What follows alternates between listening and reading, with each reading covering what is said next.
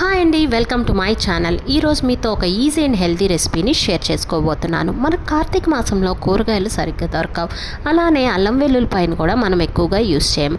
అలాంటి ఒక రెసిపీని మీతో షేర్ చేసుకున్నాను. అదే మిక్స్డ్ దాల్ రైస్. కావాల్సిన పదార్థాలు 2 స్పూన్ల పచ్చిశనగపప్పు, 2 స్పూన్ల పెసరపప్పు, 2 స్పూన్ల కందిపప్పు, 2 స్పూన్ల మినపప్పు, 1 స్పూన్ ధనియాలు, 6 నుంచి 7 ఎండుమిర్చి అండ్ ఒక చిన్న గ్లాస్ రైస్ని ముందుగానే రెడీ చేసుకొని పక్కన పెట్టుకోండి. అండ్ దీనికి తయారీ విధానం ఏంటంటే, ముందుగా స్టవ్ మీద బాండిల్ని పెట్టుకొని హీట్ అయ్యాక పప్పులన్నీ వేసి వేయించుకోవాలి. పప్పులు చక్కగా సాట్ అయ్యాక అప్పుడు మనం కలర్ చేంజ్ అయ్యాక 1 స్పూన్ ధనియాలని కూడా యాడ్ చేసుకొని మంచి స్మెల్ వచ్చేంత వరకు వేయించుకోండి. తర్వాత ఎండుమిర్చిని యాడ్ చేసి వేయించుకొని స్టవ్ కట్టేసేసి అది చల్లారాక మిక్సర్లోకి ట్రాన్స్ఫర్ చేసుకొని గ్రైండ్ చేసుకొని మరీ మెత్తగా అక్కర్లేదండి.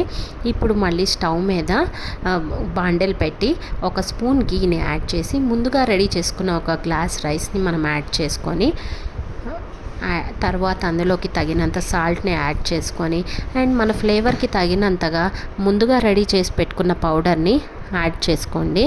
తర్వాత కొత్తిమీరని కూడా కొంచెం యాడ్ చేసుకోండి. యాడ్ చేసుకున్నాక మీకు ఇష్టం వచ్చినట్టు జీడిపప్పులు కానీ కొంచెం వేయించిన పల్లీలు కానీ యాడ్ చేసుకొని సర్వ్ చేసుకోవచ్చు. అప్పుడు ఈ డిష్ రెడీ. ఈ డిష్ కిడ్స్కి ఎంతో హెల్తీ అండి అండ్ చాలా బాగుంటుందండి. మీరు కూడా ట్రై చేయండి తప్పకుండా. Thank you.